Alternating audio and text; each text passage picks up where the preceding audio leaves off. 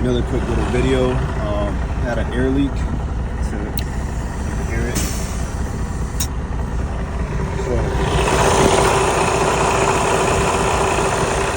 a lot of people think they would say it's an air modulator. That modulator, but I took it off and try to see if it was that, but usually it's going to be the top plate that's bad, seals worn out, piston inside of the top plate worn out.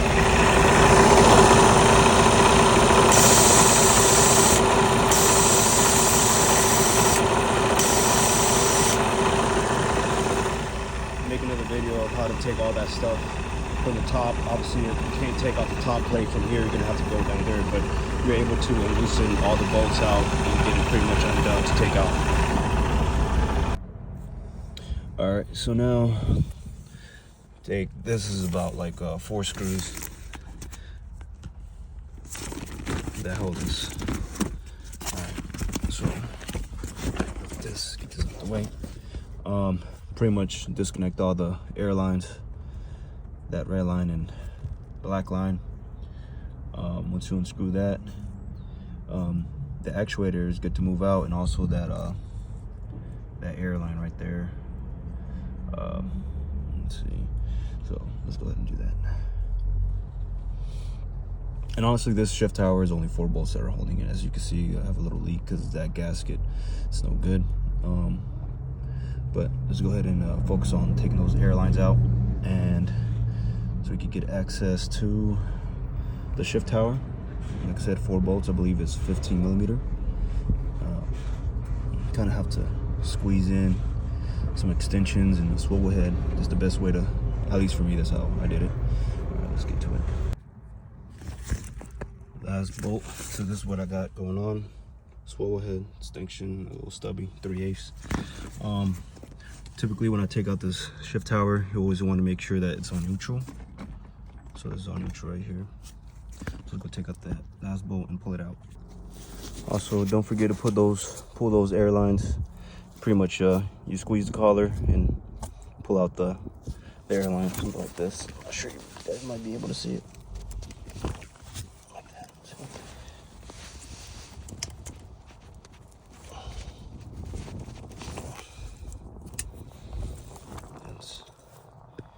Just be careful pulling it out. You don't want any dirt, debris to go inside that. Shift tower's out, of course. What I would do, I'll place something like a cover, cardboard, anything to protect it so it won't have any debris, any dirt, and that stuff to go inside there. So just cover it with a cardboard box, or really with anything that can hold, that can pretty much keep that closed off for the moment while you work on these lines and wires and bolts coming out. All right, guys, I want to show you guys something that helped me out.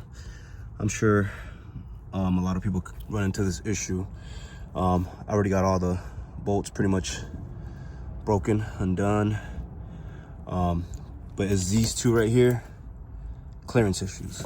So I'm not sure if you guys can see, there's some nuts, I believe 24 millimeter nuts, that you might have to take off, pull this bracket up in order for you to get those 2. The way I was able to do it was with a wrench. As you can see, it has a swivel head or a swivel end. That's the only way that I was able to get to those 2.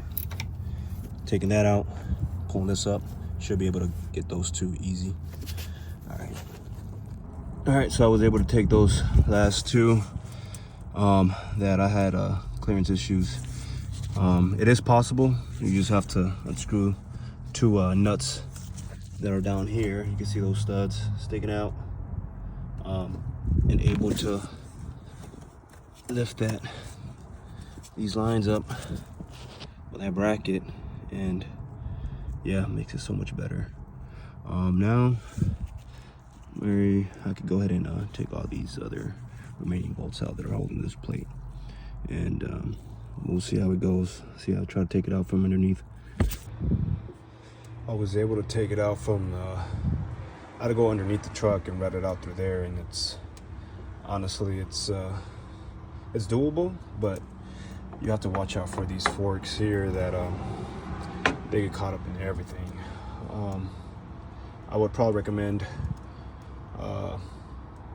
disconnecting as many lines as possible to make this easier. So I'll show you guys how to install it once it's all back put together, with new seals, piston rings, not piston rings, but new piston. Yeah, because this leak has been giving me a headache. And we got rust, pretty bad rust. Might have to get a new top plate. It's the piston. Not all that rust. I have the rebuild kit, but the right thing to do would replace the whole top plate. I've heard of some guys just getting a piston rebuild kit and smoothing out this bore as much as possible, taking out all the rust and reusing it and actually working. So let's see how the back looks like.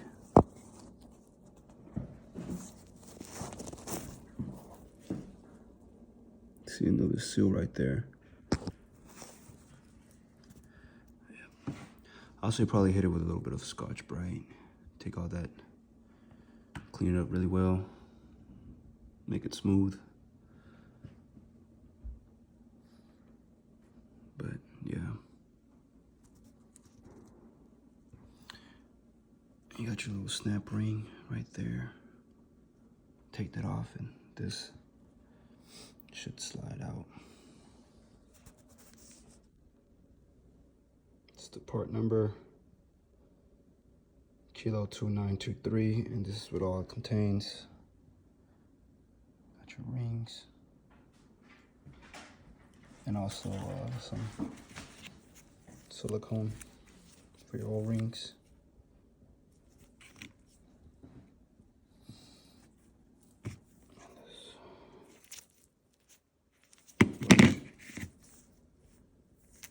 See, it's already rusted up. Give it a good clean. So we're doing it with this one. Knock off all this. Also, you have another seal here. Clean it up as best as you can. Hit it with Scotch-Brite or light sandpaper. So not too coarse of a grit, but something feels smooth. Try to take these markings off, but I didn't want to get too aggressive with it, so it feels pretty smooth. That's what we got going on here. I'm gonna have to clean that out too. Feels pretty rough. You can see all that rust in there. All right. That's what I got going on. Clean out the bore.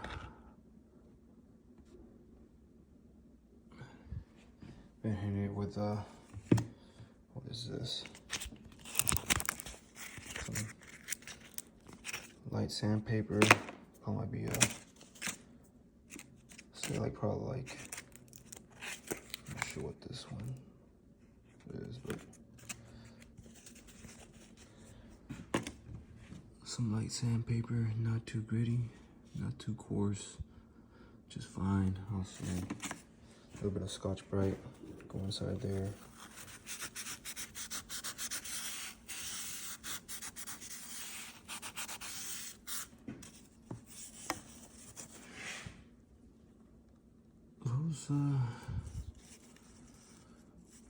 Feels like most of the rust came out.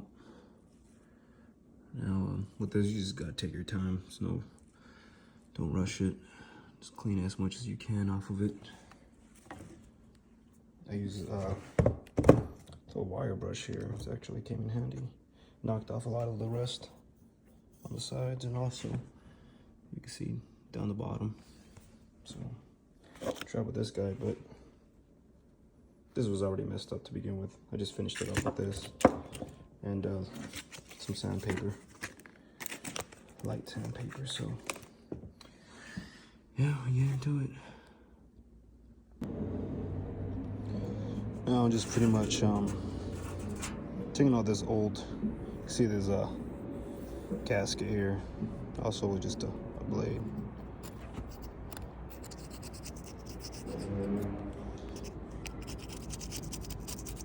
It's gonna go all around the whole top plate, get all this off, and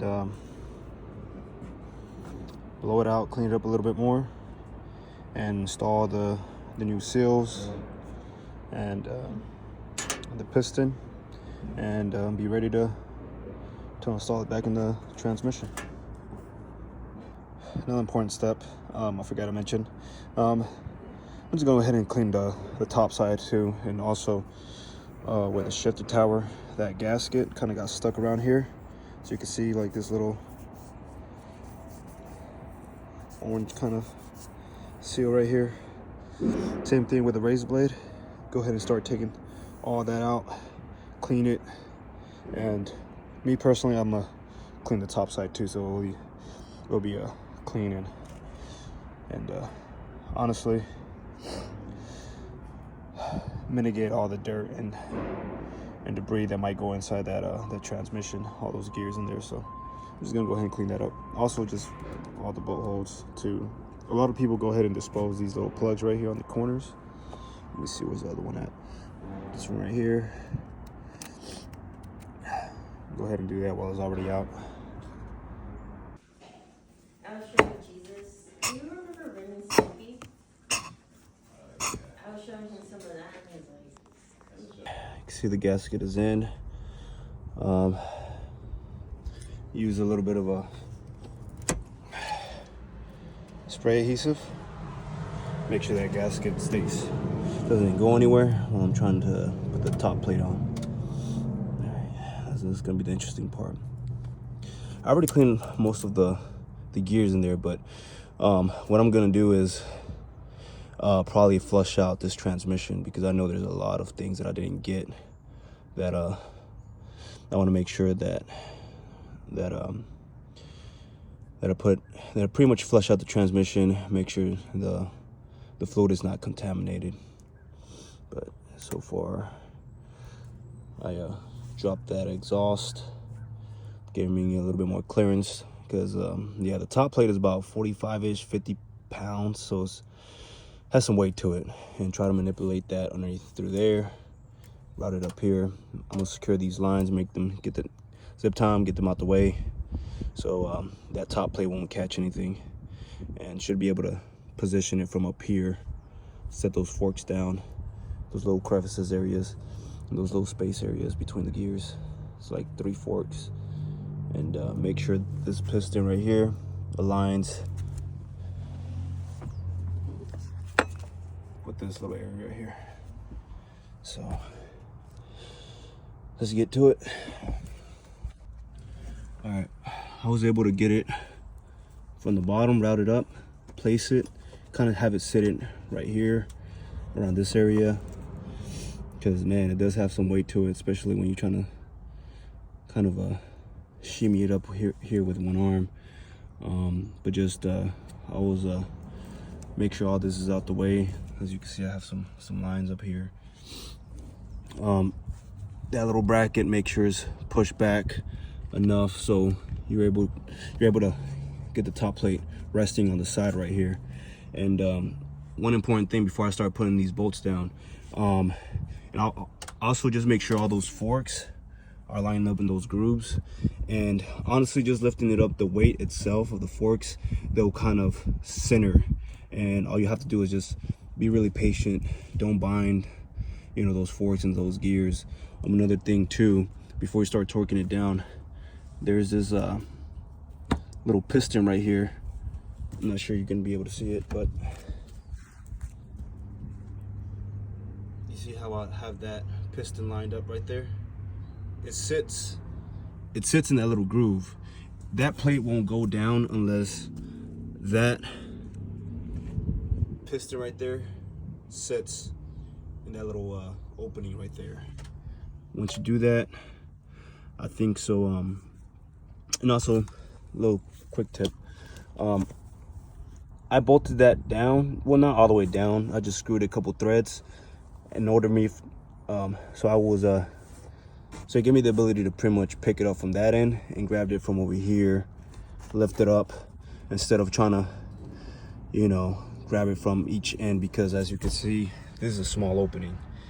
It's probably about like 10 inches, not even, probably, you know, less than that, 8 inches or so, but we got it in there.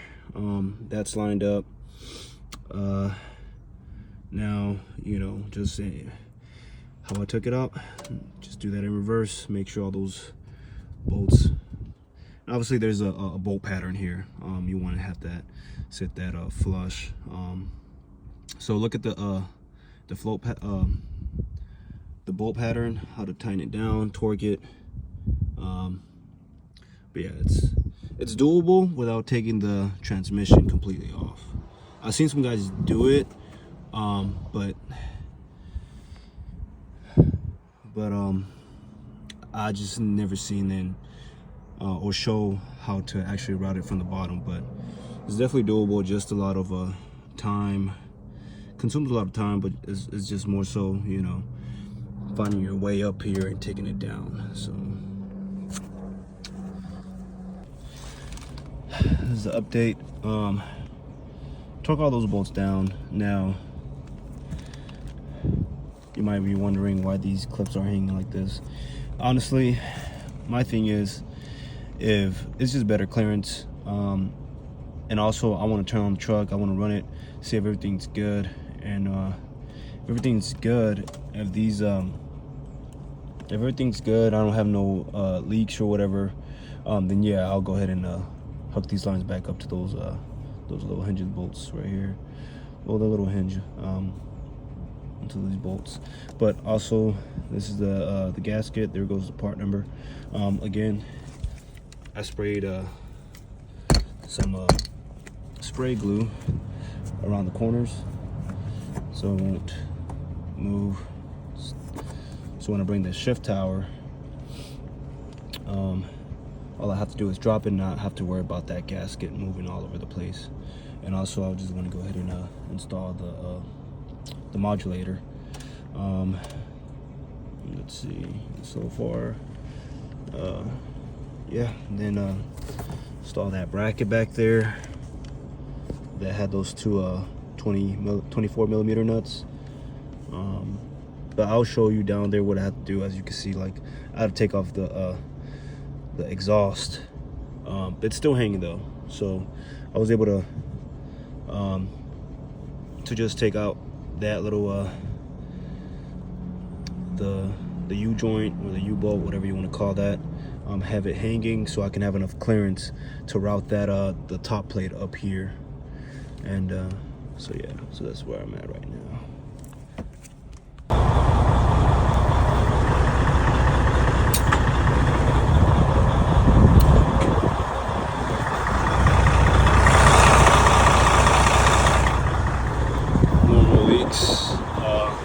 Have it shifted down. This is building up air pressure.